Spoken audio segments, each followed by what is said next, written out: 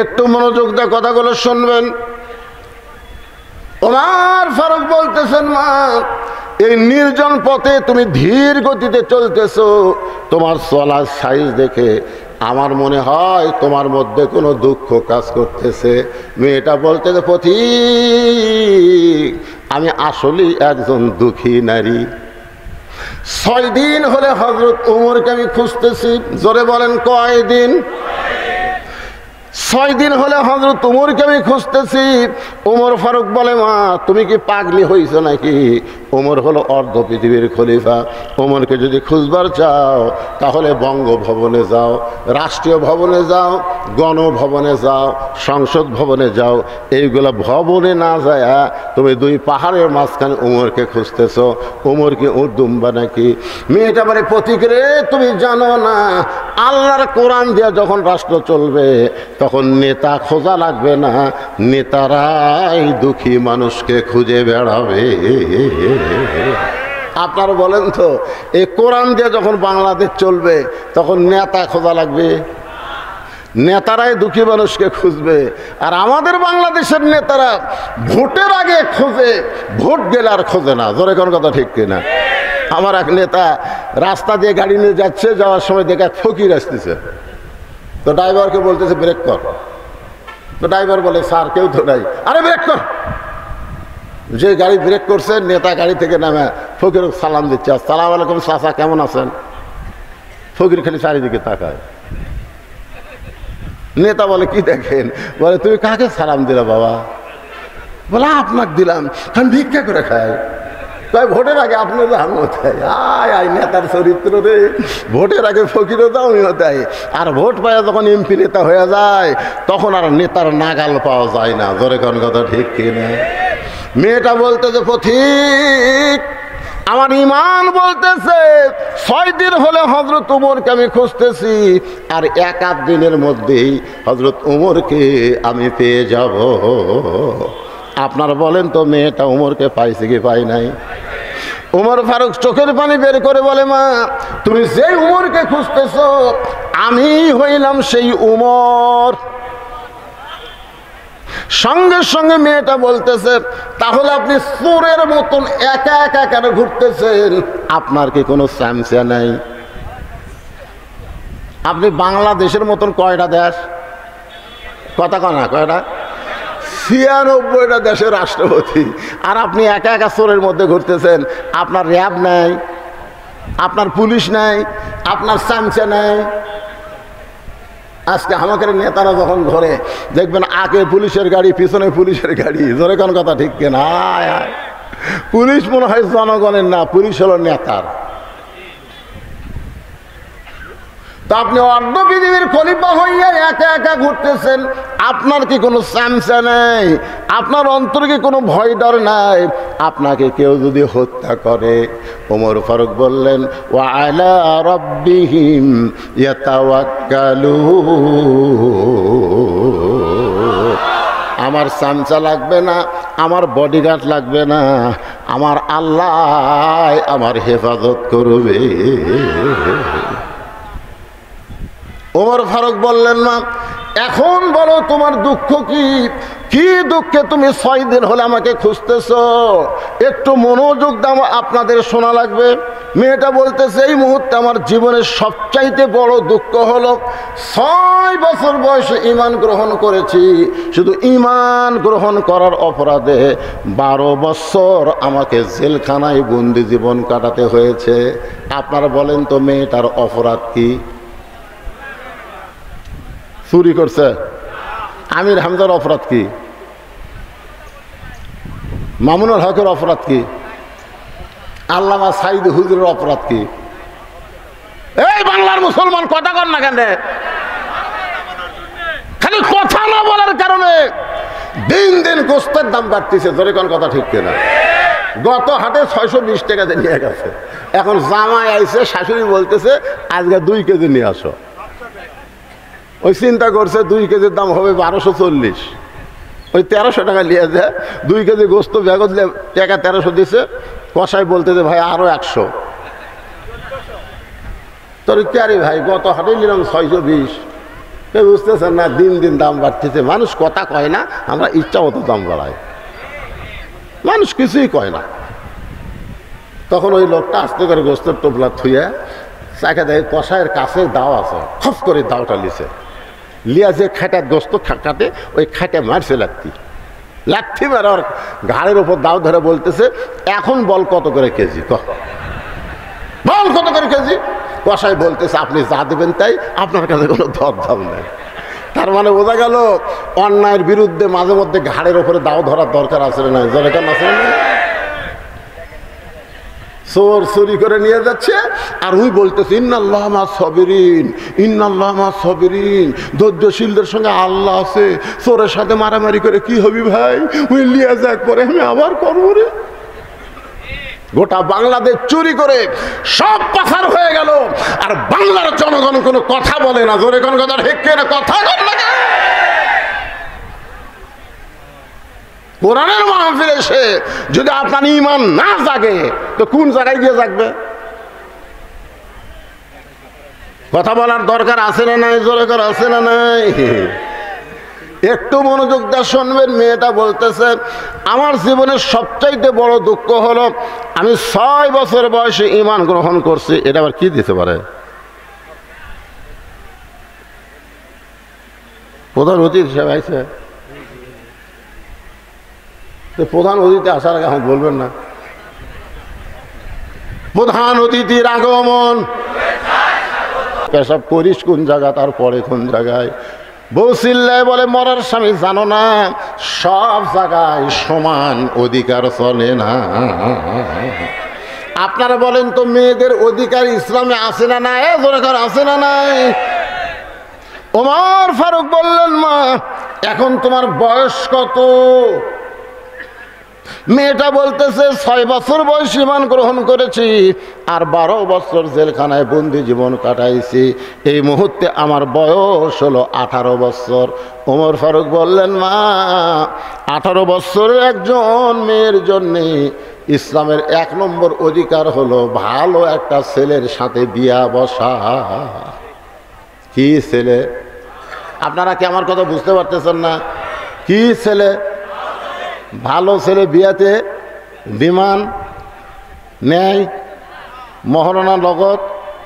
জোরে কন, বিয়াতে বিমান নেয় না, মহারণা নগদ দেয়, এরা হলো ভালো ছেলে।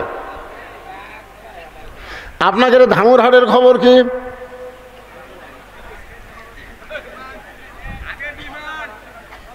যে ব্যক্তি ডিমান্ড নিয়ে বিয়ে করে ওই যতইবার কবুল করুক আর বিয়ে হয় না। এই ডিমান্ড নিয়ে বিয়ে করার কারণে স্বামী স্ত্রী মিলন হওয়ার পরে যে মালগুলা বাড়ায়, ওই মালগুলা কোরআনের মাহফিলে বসে না। আপনারা আজকে সর্বাত্মক স্বীকার করবেন, ডিমান্ড নেওয়া জায়েজ না হারাম? মহরণা দেওয়া ফরজ না সুন্নত? মহরণা দেওয়া ফরজ, সেই মহরণা দেয় না। আর যেই ডিমান্ড নেওয়া হারাম সেই ডিমান্ড নেয়। এরা কোনোদিন ভালো ছেলে হতে পারে না। ওমর ফারুক বললেন, মা তুমি একটা ভালো ছেলের খবর কোথায় পাইবা? কারণ তোমার তো কোনো অভিভাবক নাই। আমি একটা ভালো ছেলের খবর দিচ্ছি, দেখো তো ছেলেটা তোমার পছন্দ হয় না। মেয়েটা বলতেছে, আমিরুল মুমিনিন তাহলে আপনি ভালো ছেলের খবর দেন। ওমর ফারুক বললেন, ছেলেটার যোগ্যতা হলো 6 লক্ষ হাদিসের হাফেজ, 30 পারা কোরআনের হাফেজ, বয়স হলো 22 বছর, গায়ের রং ফর্সা, চাঁদের বরণ চেহারা। ছেলেটার নাম হলো আব্দুল্লাহ আর বাবার নাম হলো হযরত ওমর। মারে ও মা, আমি তোমাকে আমার বৌমা বানায়া, বেটার বৌমা বানায়া আমার বাড়িতেই তোমাকে অধিকার দিবার চাই। আপনারা বলেন তো, মেয়ে মানুষের অধিকার আছে না নাই? আমি তোমাকে কি মা, জোরে কান, কি মা? অনেক মুরব্বী চিন্তা করতেছে, হুজুর বেটার বৌমা হয়, এটা আপনার ওয়াজে আমরা শুনি, কিন্তু বাড়ির তো দেখতে পাই না। এখন অনেক বেটার বৌমা না হইয়া বউ দজ্জাল হচ্ছে, আছে না নাই? জোরে কান, আছে না নাই? আপনারা যে বেটা করে বিয়ে করাছেন, কেবারে বেটার বউগুলা কেমন? কথা কয় না। আপনারা বেটা করে বিয়ে করাননি? আগুন বিয়ে করার আগে বেটা কি ভালো জানেন, দুটা ডাব কিনে নেয়, একটা বাপক কাটা দেয়, একটা মাও কাটা দেয়। বাপ মাও কয় আমাকে আল্লাহ ফেরেস্তা দিছে। কিন্তু বিয়ে করার পরে ওই বউ যে কি কান মন্ত্র দিছে, উই আর আপনাকে এই কি জায়গার নাম হাটনগর আর থাকে না, ওই এখন বউলিয়া চলে গেছে নওগাঁয়। এখন নওগাঁ বউলিয়া থাকে, বাসা করছে, 3 তলা বাসা করছে, ওটি বউলিয়া থাকে। বাপ মা থাকে হাটনগর। একদিন বাবা অসুস্থ হয়ে নওগাঁয় ভালো ডাক্তার দেখানোর জন্য চলে গেছে। ভালো ডাক্তারের একটা লম্বা সিরিয়াল দেখতে দেখতে রাত 9টা বাজছে। রাত কয়টা? এখন চিন্তা করে 9টার সময় হাটনগর কেমনে যাই। মন বলতেছে কে তোর বেটার বাসা নাই। ওই তখন ওই মনের তাগিদে বেটার বাসাত গেছে। বেটার নাম হলো আব্দুল্লাহ। কি সুন্দর নাম, আব্দুল্লাহ। আব্দুল্লাহ বাসা থেকে চুম করছে, কে রে? আমাকে সবাই স্যার করে ডাকে, সাহেব করে ডাকে, আমার নাম ধরে ডাকলে এই মরদ কে রে? আপনারা বলেন তো, সন্তান যত বড়ই সাহেব হোক, নাম ধরে ডাকার মরদকে? আব্দুল্লাহ দরজা খুলে তাকায় দেখে বাবা এতিমের মতন দাঁড়ায় আছে। আব্দুল্লাহ বলে, বাবা রাত 9টার সময়, কারণ খবর কি? বাপ বলতেছে আমার মন কখনো চাইনি তোর বাসাত আসা, কিন্তু ডাক্তারের কারণে বাধ্য হয়ে আমাকে আসতে হলো। আব্দুল্লাহ হাত ধরে বলতেছে, বাবা এত রাগ কেন করছেন বাবা? বাবা মনে মনে কয়, রাগ তো তোর উপর করিনি, তুই যে মালটা বিয়ে করছো। রেস্ট রুমে এখন বাপকে বসায় দিয়ে আব্দুল্লাহ আস্তে আস্তে বউয়ের কাছে গেছে। বউ যে ঘরে ঘুমায় আসে না চাদর দিয়ে, ওই ঘরের মধ্যে যে আব্দুল্লাহ ফিস ফিস করে বলতেছে, লক্ষ্মীটি সোনার ময়না, বাবা আইছে। কি আছে তোমার? বাবা যখন আব্দুল্লাহ আব্দুল্লাহ করে ডাকলো, আমি কি ঠসা? আব্দুল্লাহ জোরহাত করে বলতেছে, বাবা কোনোদিনও আসে না রে, আজকে বিপদে আছে, আর তুমি এইরকম করে ভাষা। বাবার সামনে একটু খাবার দাও। বউ বলতেছে, আমার মাজা বেদনা করে, ফির শিরশির করে, পারলে তুমি দাও। আব্দুল্লাহর বাপ কি আর কম? চিল্লাই বলতেছে, কে রে আব্দুল্লাহ, তুই কি মনে করছিস আমি খাবার জন্য যাচ্ছি? যাওয়ার জায়গা পাইনি দেখে তোর বাড়ি যাচ্ছি, থাকার একটু জায়গা দে, খাওয়া লাগবে না। আব্দুল্লাহ রাত 9টার সময় বাবা না খাইয়া ঘুমায় গেছে। রাতটা যখন 11টা বাজে, তখন আব্দুল্লাহ শালা, আপনার আব্দুল্লাহর শালা বলতে কি বুঝতেছেন? বইয়ের ভাই। 11টার সময় এসে ডাকতেছে, শেফালি আপা। আব্দুল্লাহর বইয়ের নাম হলো শেফালি। শেফালি আপা। সঙ্গে সঙ্গে শেফালি কম্বল ফেলা দিয়া মারছে লাভ। আব্দুল্লাহ তাকায় দেখে কম্বল আছে, বউ নাই। বউটা দৌড়ে গিয়ে গেট খোলা, বলে ভাইজান এত রাত্রে কোত্থেকে? বলে ক্যারাম বোর্ড খেলতে খেলতে রাত হয়ে গেছে, আপা আমি একটু ঘুমাবার চাই। বলে কিসের ঘুম? আগে খাওয়া। তুই না খাইয়া ঘুমাইলে আমার চোখে ঘুম ধরবে না। এই বলে ভাত গরম, গোস্ত গরম, মাছ গরম, সব গরম করে ভাইয়ের সামনে দিয়া বলতে যে খা ভাই, তুই না খাইলে আমার কলিজার শান্তি নাই। আব্দুল্লাহ মনে মনে চিন্তা করে, 9টার সময় আমার বাবা আইছে, তখন তোর মাজা বেদনা করে, পিঠ শিরশির করে, আর 11টার সময় খা ভাই খবর কি? বার হয়ে দেখে 5 তরকারি গরম ভাত, শালার মাথায় বইয়ের হাত। কয় তরকারি? 5 তরকারি গরম ভাত, শালার মাথায় বইয়ের হাত। খালি বারবার বলতেছে, আর এক টুকরা খা ভাই, তুই না খাইলে আমার কলজার শান্তি নাই। আব্দুল্লাহ চুপি চুপি বাবা যেই ঘরে ঘুমাই, ওই বাবার ঘরের জানলার কাছে 0 বাল্বের আলোতে তাকায় দেখে বাবার শুকনা মুখটা দেখতে পায়। আব্দুল্লাহর চোখটা পানি পড়তেছে। যেই বাবা নিজে না খাই আমাকে লেখাপড়া করাইছে, যেই বাবা মাটির বিছনার থেকে আমাকে খাট বানায় দিছে, আজকে আমার সেই দরদের বাপ না খাইয়া আছে, আর শালা সামনে 5 তরকারি গরম ভাত, আমার কি কিছুই করণীয় নাই? সঙ্গে সঙ্গে আল্লাহর কোরআন বলতেছে, আল্লাযী খালাকাল মাউতা ওয়াল হায়াতা লিয়াবলুয়াকুম আইয়ুকুম আহসানু আমালান ওয়া হুয়াল আজিজুল গফুর। আল্লাহু আকবার। আল্লাহ, আব্দুল্লাহ রে, তোর মৃত্যুর হায়াতকে আমি আল্লাহ সৃষ্টি করেছি পরীক্ষা করার জন্যে। সুন্দর আমল করতে হবে। আল্লাহ কোরআনে বলেছে, ওয়াকাযা রাব্বুকা আল্লা তা'বুদু ইল্লা ইয়্যাহু ওয়া বিল ওয়ালিদাইনি ইহসানান। আল্লাহর পরেই হলো বাপ মা। তোর সেই বাপ মা খেয়ে ঘুম পাড়তেছে, তোর শালার সামনে 5 তরকারি গরম ভাত, তোর কি করার কিছুই নাই? আল্লাহর কোরআন ঈমান জাগায় দিছে। জোরে কোন সুবহানাল্লাহ। গোটা বিশ্বের মানুষকে ঈমানকে জাগাইতে পারে সেই কিতাবের নাম কি? আব্দুল্লাহ চিন্তা করে, ভাই কোরআন যত ঈমান জাগা দেখ রে, বর্তমানে নারী নির্যাতনের কেস আছে, মরদ নির্যাতনের কোনো কেস নেই। আমি কি করি? বিবেক বলতেছে করার কিছুই নাই। তোর বাড়ি খুঁজা দেখে আটা বলা, উটি বলা একটা বেলান আছে, দেখ দেখ, করার কিছু নাই পাগলা। ওই খুঁজা দেখে উঠি বলা একটা বেলার আছে, ওই বেলার হাতে নিয়ে চিন্তা করতেছে কি করব। বিবেক সবচাইতে বড় আদালত। বিবেক বলতেছে তোর বউ তো তোর শালাক ভাত খিলাচ্ছে, কোনো দিকে খেয়াল নাই। কারণ মেয়ে মানুষেরা যখন তার বাপের আত্মীয় আসে তখন আর অন্য কোনো দিকে খেয়াল থাকে না, একটাই খেয়াল, খালি তারা বাপের আত্মীয়। জোরে কোন কথা ঠিক কিনা? এখন যে হারে খিলাচ্ছে ওর তো কোনো খেয়াল নাই। তুই বিড়ালের মতন চুপি চুপি যায় ওর পিছনে দেখা উঁচু হয়ে আছে, ওই উঁচা জায়গা বিসমিল্লাহ কয়া একটা বাড়ি মারবো, একটা হজের সব। 2টা বাড়ি মারবো, 2টা হজের সব। এখন তুই কয়টা হজের সব নিব সেটা তোরই ব্যাপার, কিন্তু খবরদার নিচেও জান মারিস না, উপরেও জান মারিস না। কারণ নিচে মারলে কেস খাবো, উপরে মারলেও কেস খাবো, কারণ দেখাবার পারবি। আর মিডল পয়েন্টে মারলে লুসবি ঠিকই, কিন্তু কাউকে দেখাবার পারবি না। জোরে কোন কথা ঠিক কিনা?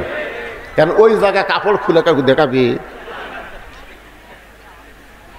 বিলাই যেমন ইন্দুর ধরে, আব্দুল্লাহ চুপি চুপি বইয়ের পিছনে এসে বেলান নিয়ে উঠি বলা বেলান নিয়ে দাঁড়ায় আছে।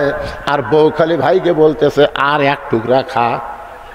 ভাই বলতে জোড়া কাপা, আর আমি পারবো না।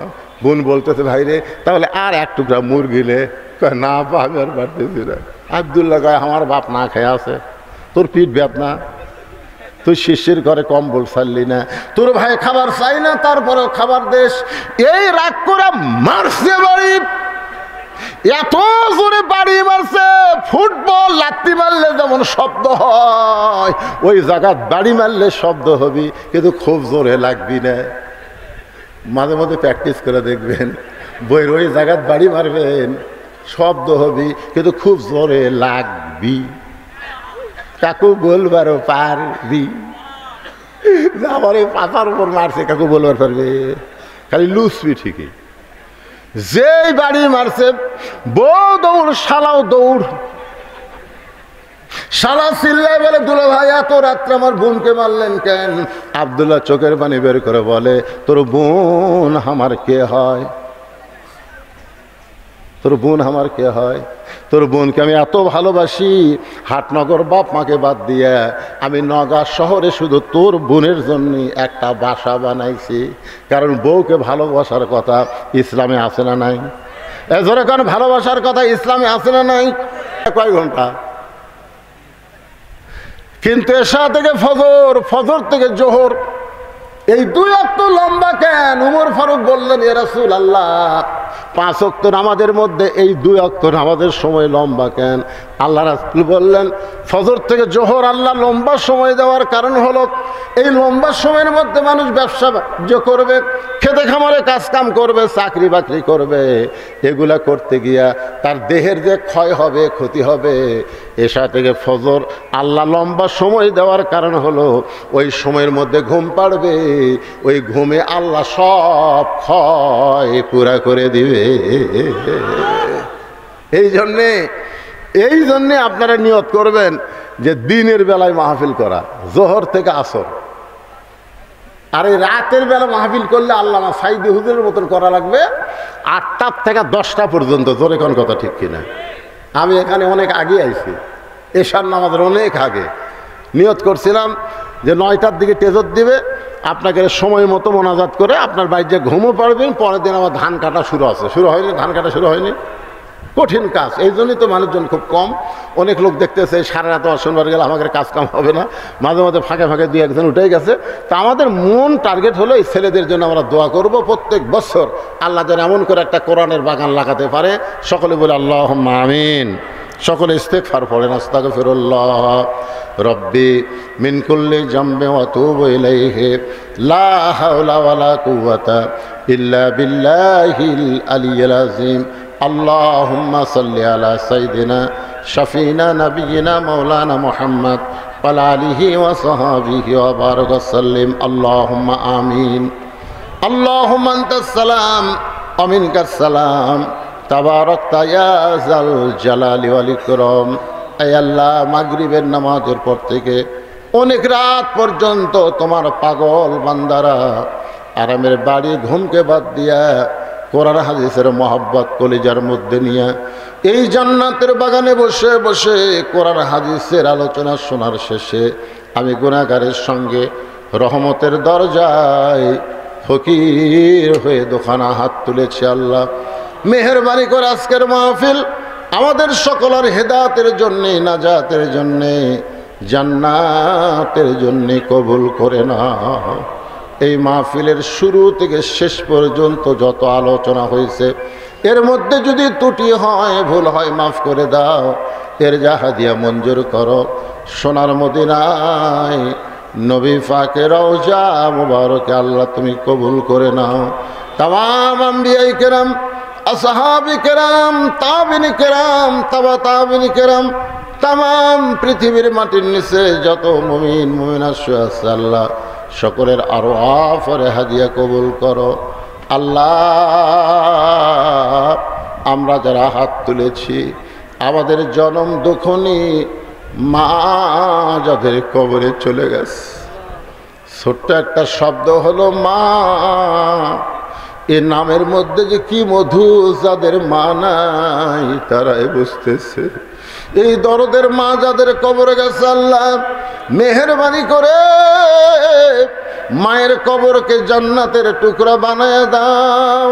আমাদের দাদা দাদি নানা নানি আত্মীয় স্বজন কবরে চলে গেছে, আমাদের দরদের বাপ যাদের কবরের ঘরে চলে গেছে আল্লাহ মেহেরবানি করে কবরকে জান্নাতের টুকরা বানিয়ে দাও।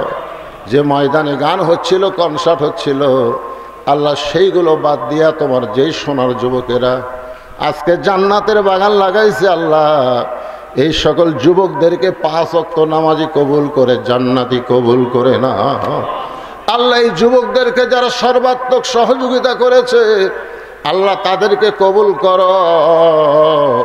প্রত্যেক বছর এমন করে একটা জান্নাতের বাগান যেন লাগাইতে পারে এমন ইমানি শক্তি যুবকদেরকে দান করে দাও। আল্লাহ হাটনগর মাহফিলকে কবুল করো। আজকের মাহফিলের সম্মানিত সভাপতিকে কবুল করো, সহসভাপতি, প্রধান অতিথি, বিশেষ অতিথির আল্লাহ তুমি কবুল করো। আলেম ওলামার কবুল করো, হাজী সাহেবদের কবুল করো, মুরব্বীদের কবুল করো, যুবকদের কবুল করো, কচি কাচাদের কবুল করো। পর্দার অন্তরালের মা বোনেরা আবিদা সালেহা পর্দানি কবুল করে মা ফাতেমার চরিত্র দান করে দাও। ফিলিস্তিনের মুসলমানকে আল্লাহ তুমি হেফাজত করো। তোমার ঘরের জন্য যারা জীবন দিছে শহীদের মর্যাদা দান করে দাও। আহত যারা অবস্থা আছে আল্লাহ সুস্থ করে দাও। আবার বাংলাদেশের প্রতি রহমত বরকতের বৃষ্টি বর্জন করে দাও, বর্ষণ করো আল্লাহ। আল্লাহ আসমানের বেলা আসমানে নাও, জমিনের বেলা জমিনে ডাবায় দাও। মাঠে ময়দানে যে ফসলগুলো আছে আল্লাহ সেই ফসলগুলো বরকতের সাথে তোমার বান্দা বান্দির ঘরে আসার তৌফিক দিয়ে দাও। আল্লাহ অসুস্থ অনেকে দোয়া চেয়েছে, কে কোন নিয়তে হাত তুলে আমিন আমিন করতেছে আল্লাহ সকলের নেক নিয়ত নিকাশা কবুল করো। আল্লাহ যুব শক্তিকে কবুল করো। এই মাহফিল কমিটির সভাপতি, মাহফিল কমিটির সেক্রেটারি, কেশিয়ার, মাহফিল কমিটির সদস্য, আল্লাহ সকলকেই তুমি জান্নাতি কবুল করে নাও। আল্লাহ কত মানুষের জানাজার নামাজ আমরা পড়েছি, এই দুই হাত দিয়ে কত কবরে আমরা মাটি দিয়েছি। একদিন আমরা সবাই মরে যাব, যেদিন আমাদের মৃত্যু হবে দিনটা যেন জুমার দিন হয়, মাসটা যেন রমজান মাস হয়। ইমানের সাথে ইজ্জতের সাথে এই দুনিয়া থেকে বিদায় নেওয়ার কালে আমাদের জবানে জারি করে দিও লা ইলাহা ইল্লাল্লাহু মুহাম্মাদুর রাসূলুল্লাহ সাল্লাল্লাহু আলাইহি ওয়াসাল্লাম। আসসালামু আলাইকুম ওয়া রাহমাতুল্লাহি ওয়া বারাকাতুহু।